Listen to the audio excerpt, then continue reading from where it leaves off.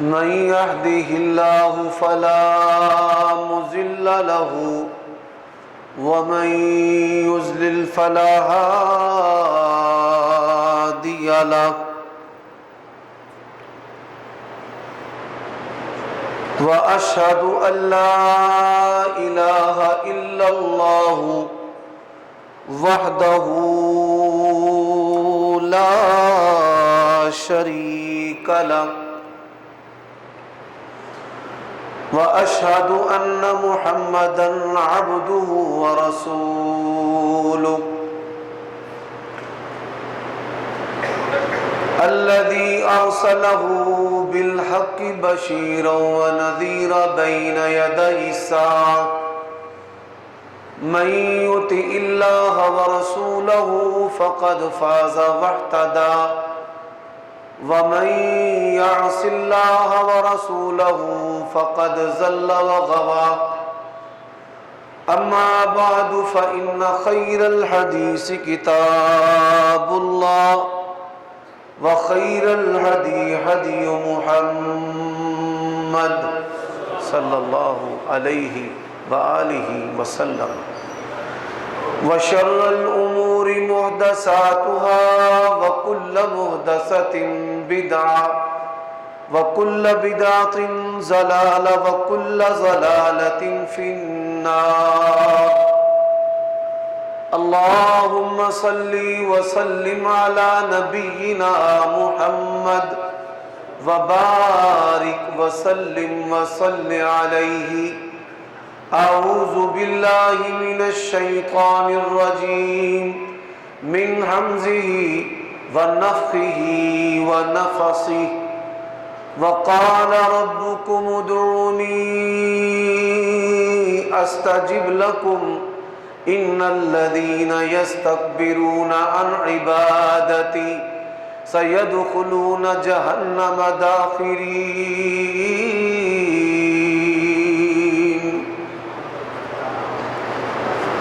عیوب اور نقائص سے منزہ اور پاکیزہ تمام قسم کی حمد و ثنا اللہ وحدہ لا شریک لہ کے لیے، اور درود و سلام شفیع للمذنبین خاتم النبیین رسول کریم رؤوف الرحیم صلی اللہ علیہ وآلہ وسلم کی ذات اقدس پر۔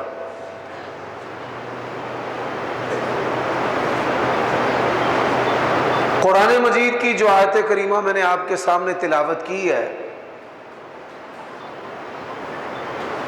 اس کا آسان ترجمہ یہ ہے، ہم سب کے پروردگار نے ہمیں یہ حکم دیا ہے کہ مجھے پکارو،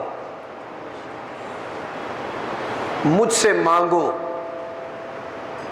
میں تمہاری تمام ضروریات کو پورا کرنے والا ہوں۔ اور جو لوگ اللہ تبارک و تعالیٰ سے مانگنے میں تکبر کرتے ہیں،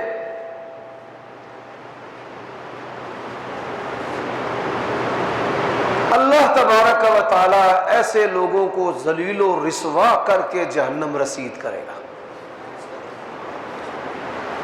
ایک تو یہ اسپیکر کی جو آواز ہے نا، یہ سادی کر دیں، اور یہ جو وصل ہے اس کو بھی ختم کر دیں تاکہ بلا تعطل میں اپنی گفتگو کو جاری رکھ سکوں۔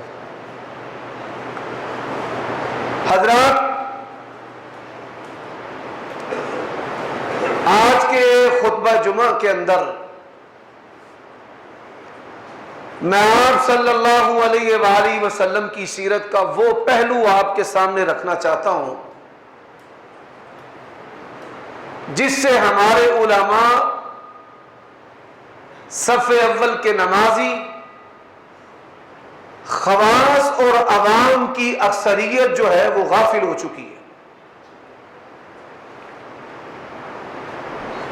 کبھی وقت تھا کہ اہل حدیث گھرانوں کا شعار تھا، قرآن مجید سے محبت ہماری بچیوں کو صورت واقعہ یاد ہوتی تھی، پیر و جوان صورت بقرہ کا آخری رکوع سورت یاسین، سورت حشر کی آخری آیات، اور پھر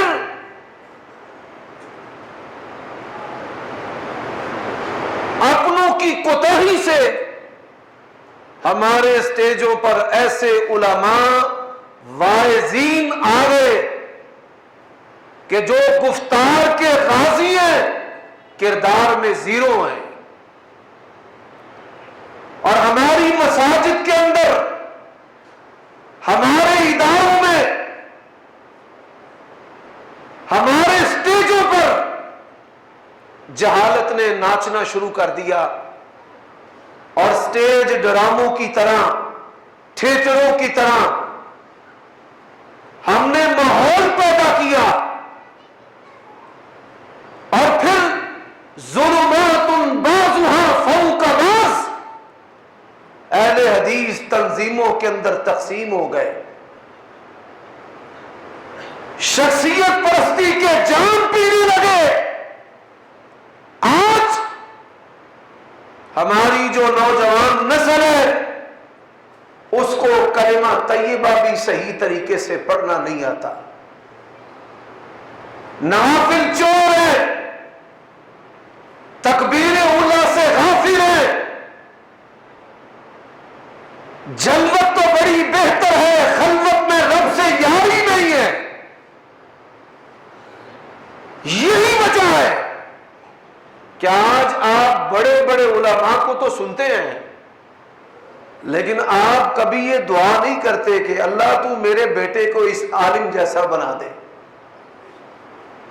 وہ وقت گزر چکا کہ جب مولانا حافظ عبداللہ شیخ پوری رحمت اللہ علیہ کو لوگ سنتے تو دعائیں کرتے، اللہ ان جیسا ہماری اولاد کو بنا دے۔ مولانا محمد حسین شیخ پوری رحمت اللہ علیہ، اللہ ان جیسا ہماری اولاد کو بنا دے۔ اور آج کانوں کے چسکے تو لیتے ہیں، جنت کی بشارتیں تو سنتے ہیں، جھوم جھوم جاتے ہیں، لیکن علماء اور ان کی زندگیاں ہمارے لیے نہ قدوہ ہے، نہ اسوہ ہے، نہ مشرع راہ ہے۔ میرے بھائیوں، اس کا نتیجہ کیا ہوا ہے؟ آپ ذرا غور کیجئے، ہم علماء ہماری نظریں سرمایہ داروں پر ہیں، مالداروں پر ہے، ہماری دوڑ دنیا اکٹھی کرنے میں ہے،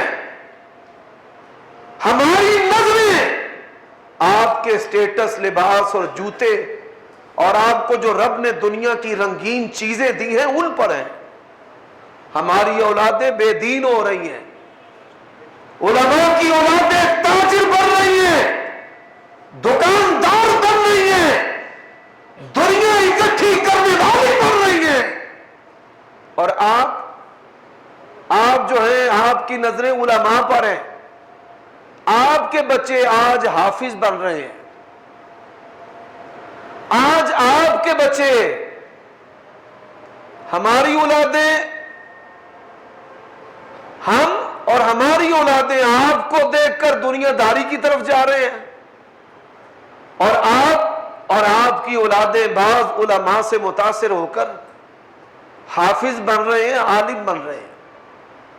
میرے بھائیوں دوستو، وہ نبی علیہ الصلوۃ والسلام کی سیرت کا کون سا پہلو ہے جو آج ہم علماء نے اپنی زندگیوں سے نکال دیا؟ علماء نے، عام لوگوں تو دین کا پتہ نہیں ہوتا، عام بندے تو نہیں جانتے کہ دین کیا ہے، وہ تو عالم دین کو دیکھتے ہیں اور پھر اس کے پیچھے پیچھے چلتے ہوئے اللہ اور اس کے رسول کے راستے پر چلنا چاہتے ہیں۔ آج ہم علماء نے نبی علیہ الصلوۃ والسلام کی زندگی کے ایسے پہلو چھوڑ دیے کہ جن کو نبی علیہ الصلوۃ والسلام نے کبھی چھوڑا ہی نہیں تھا۔ میں نے گزشتہ سالوں میں حافظ عبداللہ شیخ پوری رحمت اللہ علیہ کی مسجد میں ایک خطبہ جو ہے وہ دیا، اور اس میں نے نشاندہی کی تھی کہ ہم نے کچھ ایسی چیزوں کو چھوڑا ہے جن کو نبی علیہ الصلوۃ والسلام نے کبھی نہیں چھوڑا تھا، اور وہاں میں نے ایسی چیزیں بتائی تھی کہ جن سے اللہ کے نبی پناہ طلب کیا کرتے تھے، اللہ تعالیٰ سے پناہ مانگتے تھے کہ یا اللہ میں پناہ طلب کرتا ہوں ذلت سے، قلت سے، فقر و فاقہ سے، ہم اور حزن سے، زوال نعمت سے، کفر سے۔ میں نے نبی علیہ الصلوۃ والسلام کی چند دعاؤں کا وہاں پر تذکرہ کیا تھا، اور یہ رغبت دی تھی کہ آپ ان کو یاد کریں اور نبی علیہ الصلوۃ والسلام کی ان سنتوں کو اپنی زندگی کا حصہ بنائیں۔ جب انسان نبی علیہ الصلوۃ والسلام کے طریقوں کو، آپ کی سنتوں کو چھوڑ دے گا، اس کو فتنے پکڑ لیں گے۔ حضرات، اب جو آیت کریمہ میں نے پڑھی ہے کہ اللہ نے کہا مجھ سے مانگو، اللہ تبارک و تعالیٰ نے ہمیں اپنی بندگی کے لیے پیدا کیا ہے، اور اللہ تبارک و تعالیٰ کی بندگی کی 3 قسمیں ہیں۔ کتنی قسمیں ہیں؟ ہر بندہ اس کا اظہار کرتا ہے، التحیات للہ والصلوات والطیبات۔ یہ التحیات اللہ کے سامنے اظہار ہے، یا اللہ زبان سے عبادت، بدن سے عبادت، مال سے عبادت تیرے لیے۔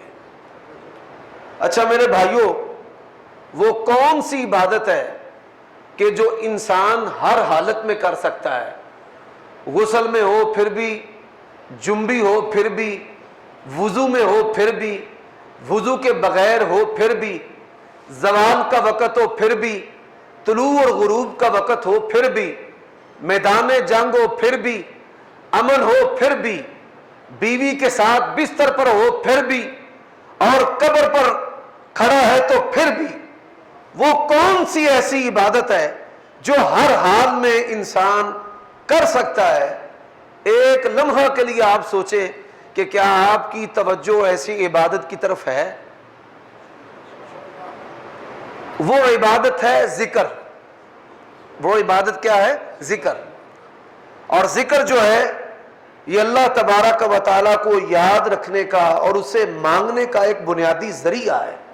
سیدہ عائشہ ام المؤمنین رضی اللہ تعالی عنہا بیان کرتی ہیں، کان یذکر اللہ علی کل احیانہ، اللہ کے نبی ہر حال میں، کسی بھی حالت میں اللہ کو یاد کیا کرتے تھے۔ اچھا میرے بھائیوں، ہم اہل حدیثوں نے دعا کو نہ کان سے پکڑ کر، ذکر کو کان سے پکڑ کر اپنی زندگی سے باہر نکال دیا، اور 50 کے قریب نبی علیہ الصلوۃ والسلام کی سنتیں مردہ ہو چکی ہیں۔ دیکھیے نقصان کتنا بڑا ہوا ہے۔ ہمیں یہ معلوم نہیں ہے کہ کن وقتوں میں دعا قبول ہوتی ہے، ہمیں یہ معلوم نہیں ہے کہ کن جگہوں میں دعا قبول ہوتی ہے، ہمیں یہ بھی معلوم نہیں ہے کن کن بندوں کی دعا قبول ہوتی ہے۔ وہ کون سے ایسے افراد ہیں کہ جن کی دعا کو آسمان کا رب رد نہیں کرتا؟ ذرا غور کیجئے، ان الذین یستکبرون عن عبادتی، جو بندے میری عبادت سے اعراض کرتے ہیں تکبر کرتے ہوئے۔ اب دیکھیے، ہم ضرورت مند بھی ہیں اور متکبر بھی ہیں۔ اللہ کے نبی علیہ السلام نے فرمایا، اللہ ایسے بندے پر لعنت کرتا ہے، ضرورت مند بھی ہے، محتاج بھی ہے اور متکبر بھی ہے۔ ہم میں سے کون سا ایسا بندہ ہے کہ جس کی ضروریات اور خواہشات نہ ہو؟ کسی کے پاس کاروبار نہیں، کسی کے پاس مکان نہیں، کسی کے پاس اولاد نہیں، کسی کے پاس بیٹے نہیں، کسی کے پاس ویزے نہیں، اور کسی کے پاس بچوں اور بچیوں کے رشتے نہیں، مارے مارے پھرتے ہیں۔ اور پھر آپ دیکھیے روزانہ ہمارے پاس ایسے اوقات ہیں کہ نبی علیہ الصلوۃ والسلام نے فرمایا کہ اللہ تبارک و تعالیٰ جن میں دعا کو رد نہیں کرتا۔ آپ صلی اللہ علیہ وآلہ وسلم نے فرمایا ہے کہ سحری کے وقت اللہ تبارک و تعالیٰ جو ہے وہ بندے کی دعا کو رد نہیں کرتا، بلکہ وہ آسمان دنیا پر آ کر کہتا ہے، ہل من سائل، ہے کوئی مانگنے والا؟ اور اہل حدیث اور اہل سنت سوئے ہوئے ہیں۔ پھر اللہ کے نبی نے فرمایا اذان اور اقامت کے درمیان قبولیت کا وقت ہے 5 وقت، چھٹا سحری کا وقت، 6 موقع روزانہ ہم ان سے اعراض کرتے ہیں، ان کو استعمال نہیں کرتے۔ اور اللہ کے نبی نے کہا ہر فرض نماز کے بعد آسمان کا رب دعا کو قبول کرتا ہے۔ اور اجتماعی دعا نہیں کرتے، تم سے انفرادی دعا کس نے چھڑا دی ہے؟ 30 سال ہو گئے ہیں کہ ہم نے انفرادی دعائیں، آج کتاب و سنت کا دعویٰ کرنے والے ذکر کے اندر اور دعا کے اندر سب سے زیادہ کوتاہی کرتے ہوئے نظر آتے ہیں۔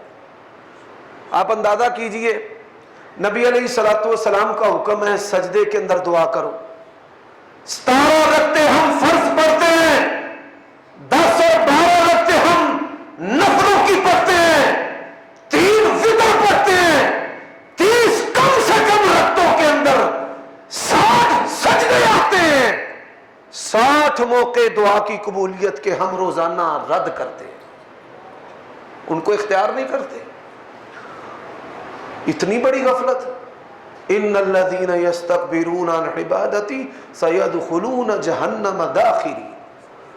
حضرات یہی پر بس نہیں، اللہ کے نبی نے فرمایا تشہد کے اندر دعا کیا کرو، آمن ان یستجاب لکم، قریب ہے کہ اللہ تمہاری دعا کو قبول کرے، تمہاری دعاؤں کو رد نہ کرے۔ میرے بھائیوں، اب کتنے تشہد ہوتے ہیں آپ اس کا اندازہ آسانی سے لگا لیں کہ 15 سے 20 تشہد ہم روزانہ کرتے ہیں، 60-70 مواقع روزانہ دعا کی قبولیت کے ہم چھوڑ رہے ہیں، ان سے غافل ہیں۔ میرے بھائیوں، اب نبی علیہ الصلوۃ والسلام نے فرمایا کہ کن کی دعائیں جو ہیں اللہ تعالیٰ رد نہیں کرتا۔ آج ہماری نسلوں کا بیڑا غرق کر رہے ہیں ماؤں کو بخشانے والے جاہل مولوی، ٹپے دوڑے مائیے، اور گانے اور نغمے مسجدوں کے اندر پڑھتے ہیں اور آنسو بھی نکلواتے ہیں اور جیبیں بھی خالی کرواتے ہیں اور جہالت بانٹ کر جاتے ہیں۔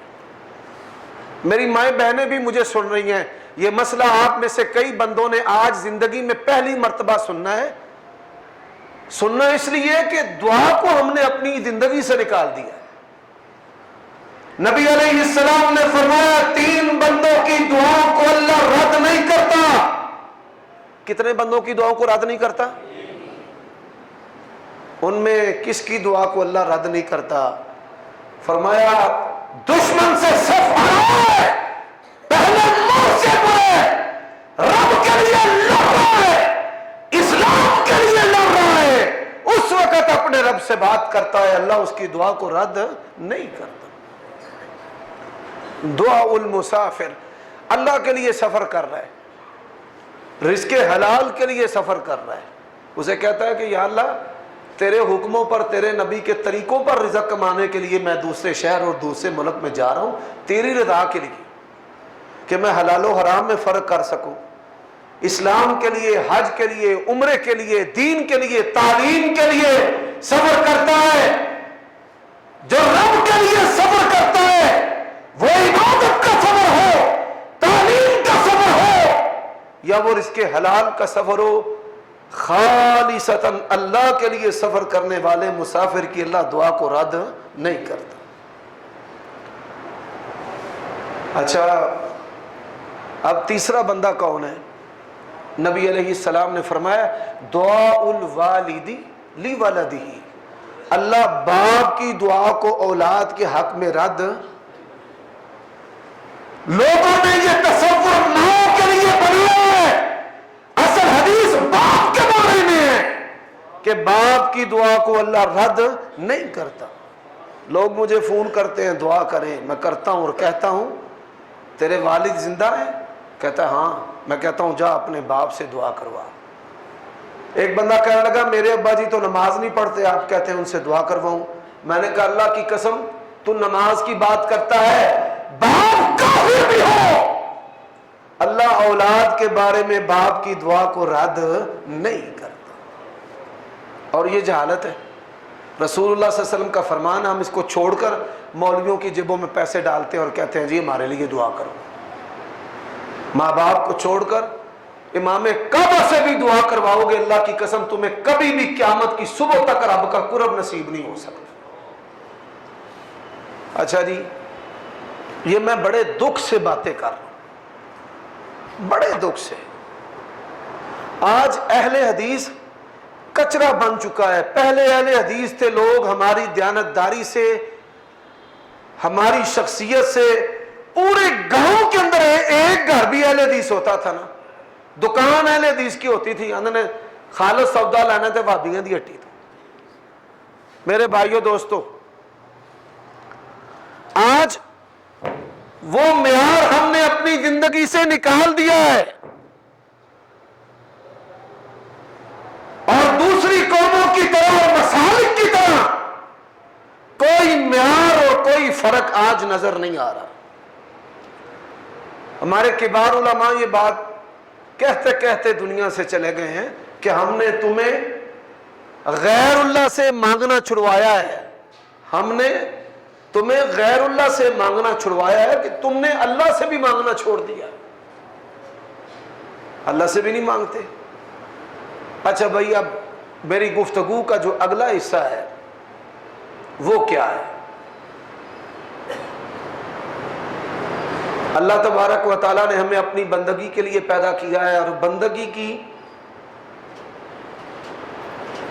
ایسی قسم کے جو ہر حال میں ہم بجا لا سکتے ہیں، وہ بندگی کر سکتے ہیں، وہ ذکر اور دعا ہے۔ اور اللہ نے کیا کہا ہے؟ یا ایھا الذین آمنوا اذکروا اللہ ذکرا کثیرا وسبحوہ بکرۃ واصیلا۔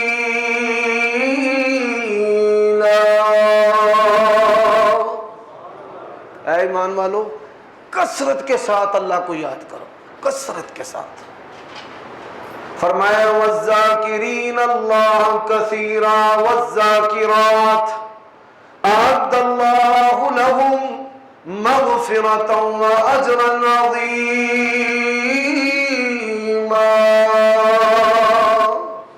اللہ کے بندے بہت زیادہ اللہ کو یاد کرتے ہیں۔ اب دیکھیں ہم کس طرح غافل ہیں۔ آج جمعے کا دن ہے، نبی علیہ الصلوۃ والسلام نے فرمایا کہ جمعے کے دن کثرت کے ساتھ مجھ پر درود پڑھو۔ میں نے کسی کا ہاتھ نہیں کھڑا کروانا، بس آپ کے دل کو کھٹکھٹانا ہے کہ آج آپ میں سے کون سا خوش نصیب ہے کہ جس نے جمعہ کی ادائیگی سے پہلے پہلے اللہ کے نبی پر درود پڑھا ہے۔ حضرات، اہل حدیث کے سردار امام ابن قیم رحمت اللہ علیہ، انہوں نے درود پر کتاب لکھی ہے۔ آج تک کوئی مائی کا لال، کوئی بریلوی، کوئی جھوٹا عاشق رسول حافظ ابن قیم رحمہ اللہ جیسی کتاب نہیں لکھ سکا۔ آپ یہ سن کر حیران ہوں گے، جو بندہ ایک دفعہ درود پڑھتا ہے نا، اللہ تعالیٰ اس کو ایک مرتبہ درود پڑھنے پر دنیا و آخرت کے 40 فائدے عطا کرتا ہے۔ کتنے فائدے؟ تو اہل حدیث وہ بندہ ہے کہ جو سب سے زیادہ نبی علیہ الصلوۃ والسلام پر درود پڑھے۔ اور صحابہ کرام اور سلف صالحین میں سے بعض ایسے لوگ بھی گزرے ہیں جو 10-10 ہزار مرتبہ یومیہ رسول کریم صلی اللہ علیہ وسلم پر درود پڑھا کرتے تھے۔ 10-10 ہزار مرتبہ۔ نسائی شریف کے اندر حدیث ہے کہ آپ درود پڑھیں کیسا؟ اللہم صلی علی محمد وعلی آل محمد، اتنا۔ اب ہم اس سے بھی غافل ہیں۔ اچھا جی، اب سوال ہے کہ نبی علیہ الصلوۃ والسلام بھی اللہ تعالیٰ سے مانگتے تھے یا نہیں مانگتے تھے؟ بولو بھائی۔ اچھا، نبی علیہ السلام، آپ کے دل دماغ میں کبھی سوچ آئی ہو کہ جو اللہ کے نبی اللہ سے مانگتے تھے میں وہ کیوں نہیں مانگتا؟ میں اکثر اہل حدیثوں سے پوچھتا ہوں، اور جو مذہبی، جو علماء سے محبت کرتے ہیں، میں ان کو کہتا ہوں میں 1000 روپے آپ کو انعام دوں گا، کوئی ایسے سوال والی دعا جو اللہ کے نبی نے اللہ سے کی ہے نا، مانگا ہے، وہ مجھے سنا۔ اب بخاری مسلم کی حدیثیں ہیں، نبی علیہ الصلوۃ والسلام کی ایسی دعائیں جو آپ نے ساری زندگی نہیں چھوڑی۔ صحابہ کرام کہتے ہیں لم یکن ید رسول اللہ صلی اللہ علیہ وسلم، یہ دعا ایسی ہے اللہ کے نبی نے ساری زندگی نہیں چھوڑی۔ آپ میں سے کوئی بندہ کہ جس کو پتا ہو کہ یہ دعا اللہ کے نبی نے ساری زندگی نہیں چھوڑی، کسی کو پتا ہو؟ اگر قیامت کے دن ہی سوال ہو گیا کہ بریلویوں اور دیوبندیوں پر لگنے والی حدیثیں جو ہیں وہ تو تمہیں یاد تھیں، لیکن جو تمہارے نفس کے خلاف لگتی تھی وہ تمہیں یاد کیوں نہیں تھی؟ اس کا جواب اللہ کے ہاں کیا دو گے؟ اور آپ کو یہ پتا ہے گن کے ساتھ اور توپ کے ساتھ اور میزائل کے ساتھ دشمن مارنا بڑی آسان بات ہے۔ ٹیکنالوجی کا دور ہے، لوگوں نے ایٹم بم بنائے ہوئے ہیں ڈرانے کے لیے، لیکن سب سے مشکل کام کیا ہے؟ نبی علیہ الصلوۃ والسلام نے فرمایا المجاہد من جاہد نفسہ فی طاعت اللہ، اصل مجاہد وہ ہے کہ جو اپنے نفس کے خلاف جہاد کرتا ہے۔ کس کے خلاف جہاد کرتا ہے؟ نفس کے خلاف۔ جڑیاں اپنیاں پیڑیاں آتا نے انہوں کنے سیدھا کرنا ہے۔ اور مجاہد بندہ، نر بندہ، رجال لا تلہیہم تجارت ولا بیع عن ذکر اللہ، اللہ نے کہا مرتی ہے، دنیا کی کوئی چیز ان کو رب کی یاد سے غافل نہیں کر سکتی۔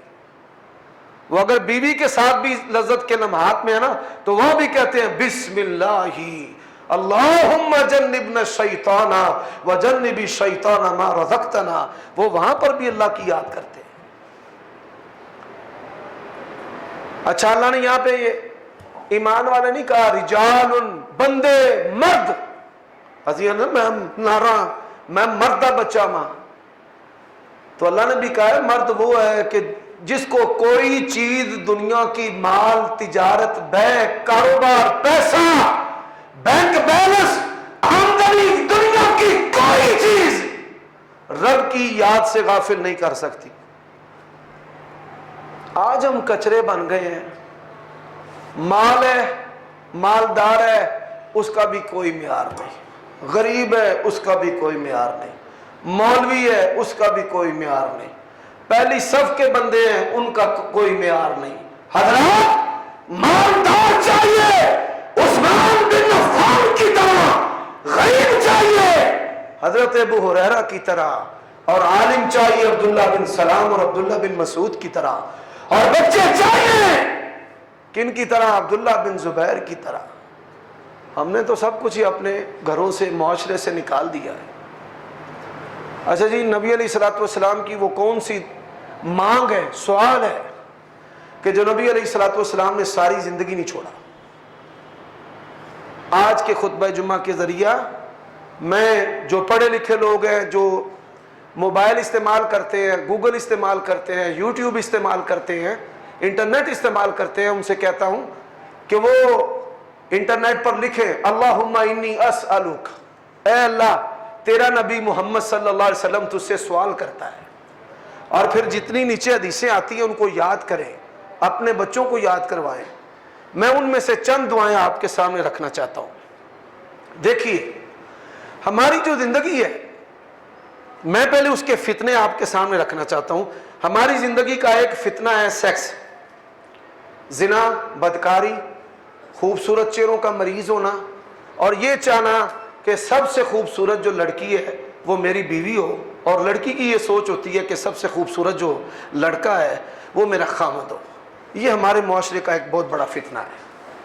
حضرات بیویوں کا یا بیویوں کے لیے خامدوں کا انتخاب شہوت کی بنیاد پر نہیں ہوتا۔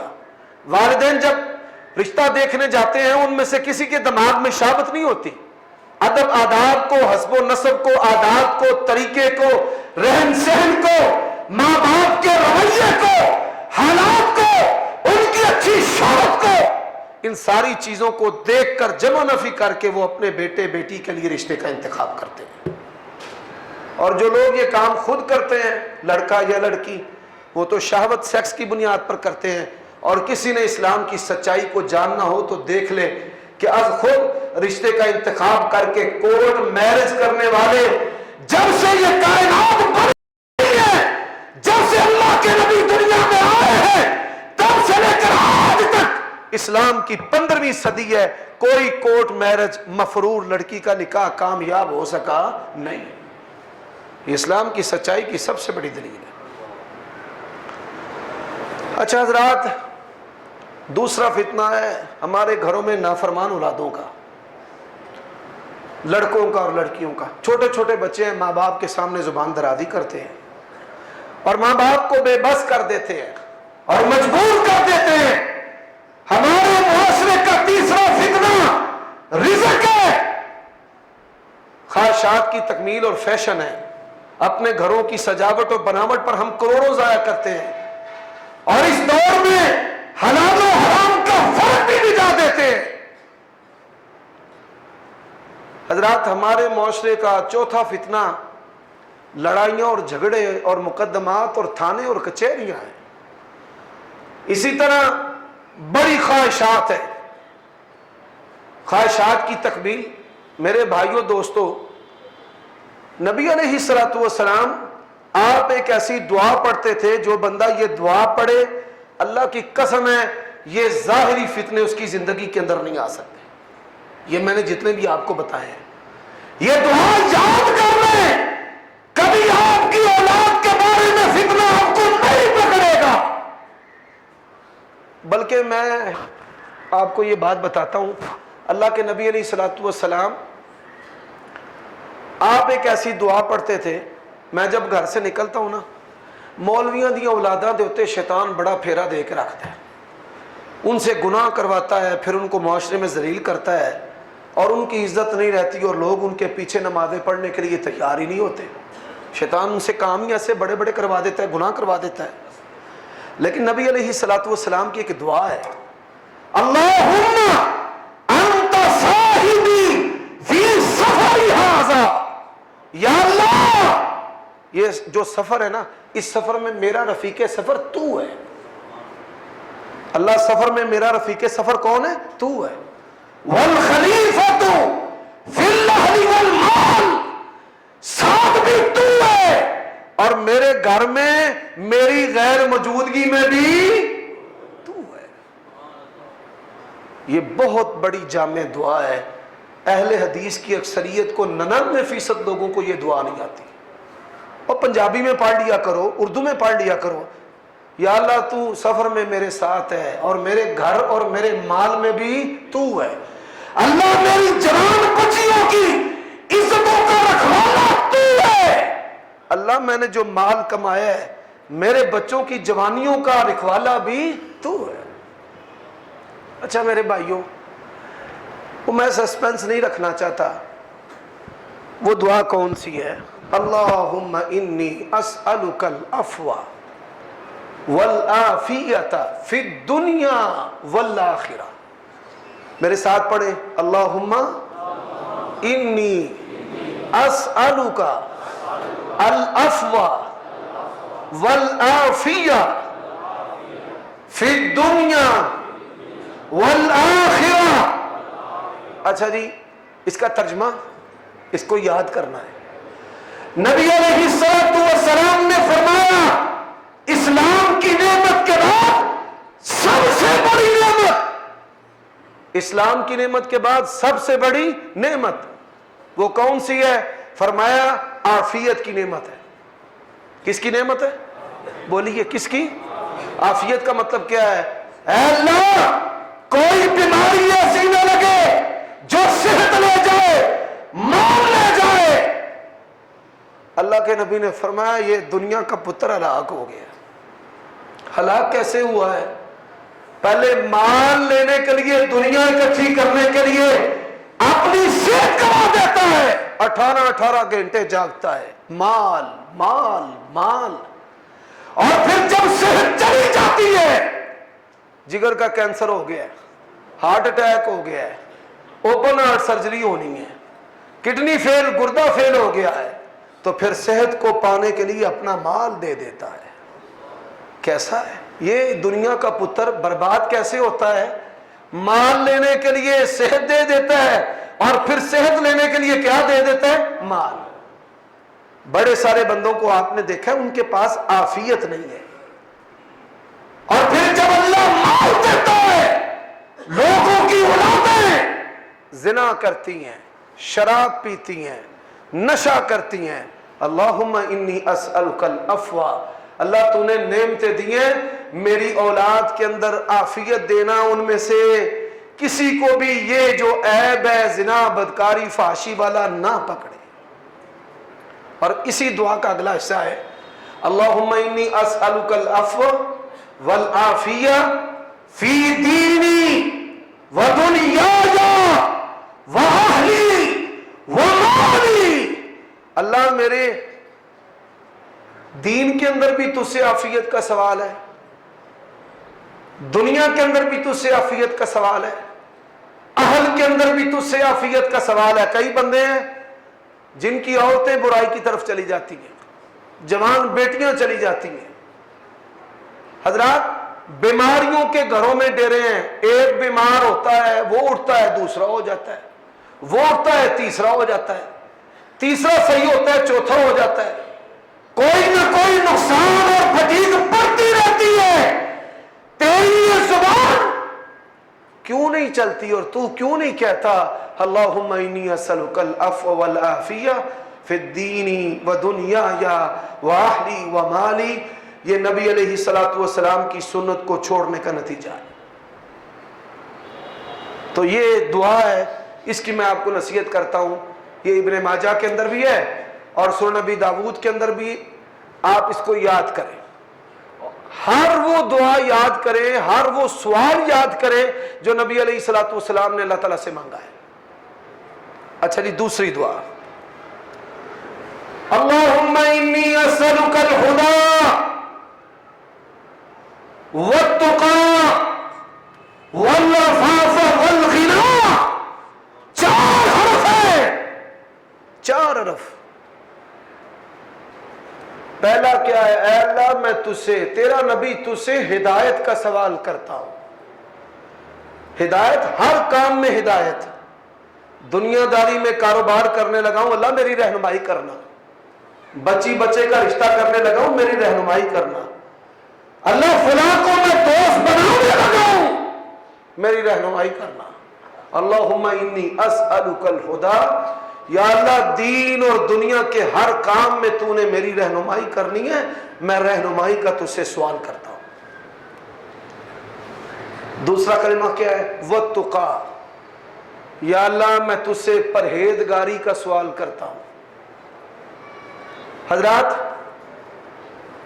ایک بندہ نا جس کو مال مل جائے وہ پرہیزگاری سے دور ہو جاتا ہے. اس سے بڑا فتنہ کیا ہے؟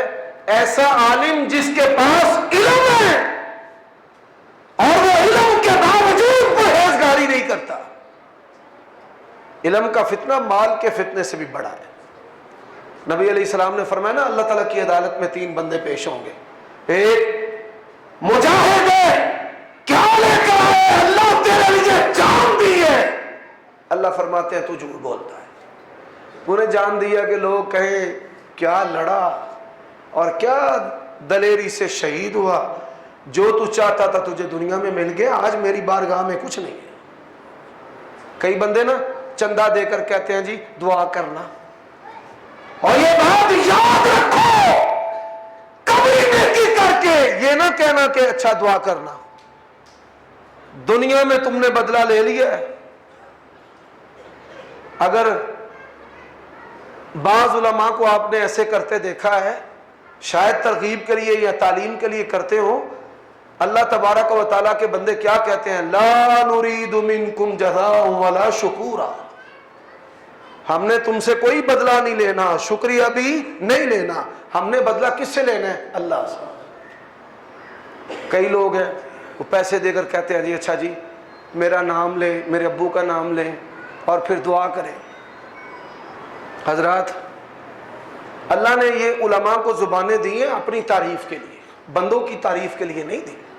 اور میرے بھائیوں دوستوں، ایک عالم بھی پیش ہوگا، ایک سخی بھی پیش ہوگا، ہاں جی یا اللہ بڑا مال دیا ہے، بڑی مسجدیں بنوائی ہیں، ہسپتال بنوائے ہیں، شادیاں کی ہیں، علاج کروائے ہیں، اللہ فرماتے ہیں تو بھی جھوٹ بولتا ہے، تو بھی چاہتا تھا دنیا میں لوگ میری جے جے کار کریں، بلے بلے واہ جی شاہ واہ جی، الحاج میاں صاحب فلاں حضرت شجرت یہ اور وہ اور دس اور ڈیٹ، جا آج میری بارگاہ میں تیرے لیے کچھ نہیں ہے۔ اور ایک عالم آئے گا، کیا لے کر آیا؟ اللہ میں نے بڑی تقریریں کی ہیں، میں نے بڑے بیان کیے ہیں، بڑی دنیا کو میں سیدھے راستے پر لایا، پر وہ عالم بھی اس کی مثال چراغ کی طرح ہے، لوگوں کو روشنی دے رہا ہے لیکن اپنے تلے اندھیرا ہے۔ اللہ فرماتے ہیں تو بھی جھوٹ بولتا ہے، تو چاہتا تھا دنیا میں لوگ میرے نعرے مارے، کہے جی بلے بلے جی کڈا عالم ہے، آج تیرے لیے بھی میری بارگاہ میں کچھ نہیں ہے۔ تو اللہ سے ہدایت کا سوال کرنا، جب بھی کوئی کام کرے سب سے پہلے اللہ کو کہا کریں یا اللہ تو رہنمائی کرنا، اللہم انی اسألک الہدی، یہ اللہ کے نبی کی دعائیں ہیں۔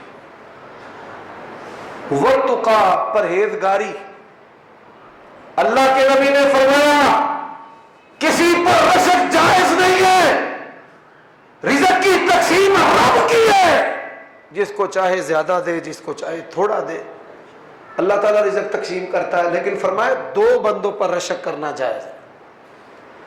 رجل آتاہ اللہ المال، ایک بندے کو رب نے مال دیا، وہ اللہ کی راہ میں مال خرچ کر رہا ہے، چھپا چھپا کے خرچ کر رہا ہے، اور ایک بندہ فرمایا اللہ نے اس کو علم دیا ہے اور اس علم کے ساتھ وہ عمل کر رہا ہے، تو بندہ کہہ سکتا ہے کہ یا اللہ جس طرح تو نے اس کو مال دیا ہے مجھے بھی دے، میں بھی تیری راہ میں خرچ کروں، اور اللہ جس طرح تو نے اس کو شریعت کا علم دیا ہے مجھے اور میری اولاد کو بھی دے کہ ہم اس علم کے ساتھ تیرے قریب ہو جائیں۔ اچھا میرے بھائیوں، اس دعا کا تیسرا جو لفظ ہے نا والعفاف، یا اللہ میں تجھ سے نا پاک دامنی کا سوال کرتا ہوں۔ کس کا؟ میں یہاں پہ نا مولویوں کے لیے ایک بات کرنے لگا ہوں اپنے آپ کو شامل کر کے۔ تو انہوں پتہ ہے ہوراں مولویوں دے پیچھے لوکی چڑھ جاندے نے تے میرے پیچھے لوگ تے نہیں چڑھتے پر مولوی چڑھ جاندے، مسئلہ ہے۔ ہم سمجھتے ہیں کہ شاید ہم کوئی ایسی مخلوق ہیں کہ ہمارے اوپر تنقید نہیں ہو سکتی، اصلاح نہیں ہماری ہو سکتی۔ میرے بھائیوں دوستو،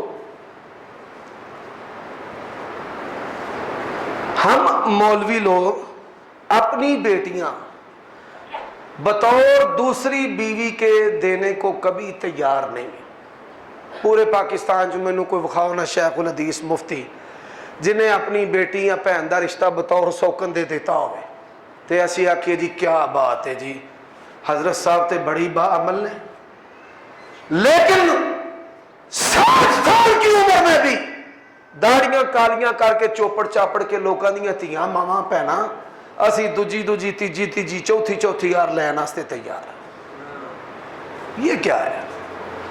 اور اولاد میں سے کوئی بیٹا بیٹی ایسا نہیں ہے کہ جو مثالی مسلمان ہو، ماشاءاللہ برائی میں ان کے ریکارڈ قائم ہے، کوئی اچھائی میں نہیں۔ تو میں یہ نصیحت کرنا چاہتا ہوں، پاک دامنی کا مطلب کیا ہے؟ کہ آپ مذہب اور دین کی آڑ میں بیٹیوں کے ساتھ، لوگوں کی عورتوں اور عزتوں کے ساتھ کھلواڑ کریں؟ نہیں، یہ فتنے کا دور ہے۔ ایک بیوی کے حق، حقوق اور اولاد کی ضروریات آپ بطریقے آسن پوری کر لیں تو یہ اللہ کی بڑی نعمت ہے۔ اسلام میں تعدد زواج کا تعلق ضرورت کی بنیاد پر ہے، خواہشات کی بنیاد پر نہیں۔ صحابہ کرام اور محدثین کی اکثریت کی ایک ایک ہی شادی تھی۔ جو نبی علیہ الصلوۃ والسلام نے شادیاں کی ہیں ان کے اندر حکمت ہے۔ آپ اس حکمت اور سنت کو چھوڑ کر، نبی علیہ السلام کے اسوے کو چھوڑ کر، مقاصد کو چھوڑ کر آپ جو ہیں وہ اگر کسی سنت کو پورا کرنے کی کوشش کریں گے تو آپ اس کو فتنہ بنا دیں گے اپنے لیے اور معاشرے کے لیے. تو پاک دامنی، نہ خفیہ دوستیاں کرنی ہیں، نہ مردوں لڑکوں کی طرف میلان ہے، نہ عورتوں کے ساتھ رہ و رسم ہے، اور نہ ہی کسی کی خوبصورتی اور بدن کو دیکھنے کا رسیا ہونا ہے. یہی وجہ ہے کہ اللہ نے یہ نہیں کہا کہ زنا نہیں کرنا، فرمایا وَلَا تَقْرَبُوا الزِّنَا، زنا کے قریب بھی نہیں جانا، قریب بھی نہیں جانا. وَالْغِنَا، اس دعا کا چوتھا جملہ ہے بے پرواہی. یا اللہ مجھے مخلوق سے بے پرواہ کرنا. حضرات صحابہ کرام کی تربیت اللہ کے نبی نے کی ہے. وَإِذَا سَأَلْتَ فَاسْأَلِ اللَّهَ، جب بھی کوئی چیز مانگنی ہے کس سے مانگنی ہے؟ اور ہمارے ذہن کے اندر اسباب ہوتے ہیں، میں نے فلاں سے مانگنی ہے، فلاں سے مانگنی ہے، فلاں سے مانگنی ہے. اچھا جی، آج کے خطبے کی آخری بات، میں اتنی باتیں نہیں کرنا چاہتا کہ آپ کو بھول جائیں. اللہ تعالیٰ نے ہمیں لذتیں عطا کی ہیں. اللہ نے ایک لذت ہے، لذت کی پھر مختلف قسمیں بھی ہیں. ایک لذت ہے لباس کی، جوتے کی، سیر و سیاحت کی. ایک لذت ہے کھانے کی. ایک لذت ہے رشتوں کی. وہ نہ ساری زندگی ماں باپ کے لاڈوں میں گزاری. بیرون ملک میں نے سفر کیا، میرے ساتھ میرے دوست بھی تھے. اچھا، وہ پہلی دفعہ پتا چلا کہ ماں باپ کی محبت کیا ہوتی ہے. روز میں نے چپکے نا، شادی ہو چکی تھی، اپنے ماں باپ کی محبت میں نہ آنسو بہانا. والدہ مجھے ایئرپورٹ پر لینے آئی، یقین جانے میں ایسے روں جیسے کوئی بچہ روتا ہے. یعنی یہ رشتوں کی بھی ایک لذت ہے. وہ ماں باپ ہوں، پھر بیوی، اس کے ساتھ تعلق کی بھی ایک لذت ہے. پھر اولاد ہے، انسان دیکھتا ہے، اولاد پھدکتی ہے، باپ کو دیکھ کے خوش ہوتی ہے، اس کی تھکاوٹیں اتر جاتی ہیں. حضرات کیا وجہ ہے کہ دنیا کی ساری لذتیں ہمارے پاس ہیں لیکن اللہ کی محبت کی لذت نہیں ہے؟ نبی علیہ السلام کیا مانگتے تھے؟ اللہم انی اسألک حبک، اے اللہ میں تیرا نبی تجھ سے تیری محبت مانگتا ہوں. سبحان اللہ. اللہم انی اسألک حبک وحب من یحبک، یا اللہ اپنی بھی محبت دے اور اپنے ان بندوں کی محبت دے کہ جن بندوں نے تیرے ساتھ محبت کی ہے.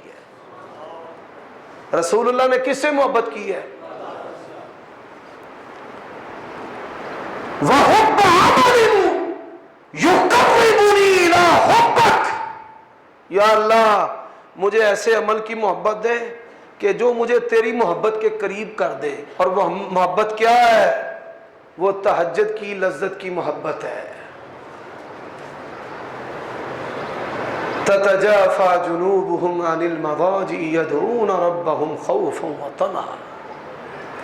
اور اللہ تجھ سے میں تیری محبت کا سوال کرتا ہوں جو میری نفس کی محبت پر بھی غالب، عہد کی محبت پر بھی غالب، اور ٹھنڈا پانی یعنی جو دنیا کی نعمتیں ہیں اللہ اس سے بھی بڑھ کر ہر چیز. پھر یہ دعائیں، یا اللہ مجھے اپنی محبت کی لذت عطا فرما. یا اللہ میں دیکھنا چاہتا ہوں تو بڑا پیارا ہے. اعوذ بوجہک الکریم وسلطانہ القدیم. یا اللہ ساری زندگی میں پڑھتا رہا ہوں، تیرے خوبصورت کرم والے چہرے کے ساتھ میں پناہ طلب کرتا ہوں. یا اللہ میں وہ تیرا چہرہ دیکھنا چاہتا ہوں. اللہ سونے میں تیرے نال ملنا چاہنا، ملاقات چاہنا. اے دعا بڑی جامع میں، یہ مطلب کی ہے؟ یا اللہ میں تیرے نال ملنا چاہنا، जे अल्लाह नाल मिलना चाहता है तो अल्लाह दे मेहमान नू आखिरत दे विच रब ने अल्लाह दे नाल मिलन वाले नू कोई तकलीफ आउण देनी। तुहानू को मिलना चाहता है, आंदा जी रस्ते का नहीं पता, तुसीं आंदे हो तू आ जा बत्ती चौंक तक, अगों बंदा आपे ही लैन आ जाए। और अल्लाह के नबी ने कहा है जो रब से मिलना चाहता है अल्लाह भी उससे मिलना चाहता है। कदी तुसां अल्लाह नू आख्या होवे या अल्लाह मैं तेरे नाल मिलना चाहना हूं? कभी किसी अहले हदीस ने कहा हो? हमारे नबी ने कहा है। अल्लाह के नबी ने फरमाया जो बंदा अल्लाह से मिलना चाहता है ना, अल्लाह भी उससे मिलना चाहता है। अल्लाह आंदा मैं भी तेरे नाल मिलना है। और फरमाया जो अल्लाह से मिलना ना पसंद करता है, अल्लाह आंदा ने जा जिन्हों असीं पंजाबी च ना खसमां नूं खा, मैं भी तेरे नाल मिलना कोई नहीं। तो आज के खुतबा जुमा का खुलासा, आप ऐसी दुआएं जो अल्लाह के नबी ने मांगी, किसने मांगी है? वो जरा सोचो तो सही यार, नबी पाक मंगन वाले, अल्फाज नबी पाक दे अता करन वाले अल्लाह, ते जे असी मंगीए उन्हां लफ्जां दे नाल ते साडा रब कुल्ल यौमिन हुआ फी शान, अल्लाह दी हर शान निराली और परवरदिगार मांगने वालों पे खुश होता है। वो कहता है मांगो मैं खुश, और ना मांगोगे तो मैं एक बंदे ने पूछा यार हाथ चुक के दुआ मंगिया तेनू किन्नी को देर हो गई, सही गल करी। आंदा जी गल सच्ची है, इस साल ते मैं नहीं की थी। ये 2023 है, जून का महीना है, आप में कई बंदे बैठे हैं माशाल्लाह खानदानी अहले हदीस कट्टरवादी। वो की हो गया तुहानू? 6 माह गुजर चुके हैं तो आपने अभी तक अल्लाह के सामने हाथ क्यों नहीं उठाए? ये है इन्नल्लज़ीना यस्तकबिरूना अन इबादती, ज़रूरतमंद भी हैं और तकब्बुर भी। अल्लाह से दुआ है अल्लाह ताला मुझे और आपको अमल की तौफीक अता फरमाए।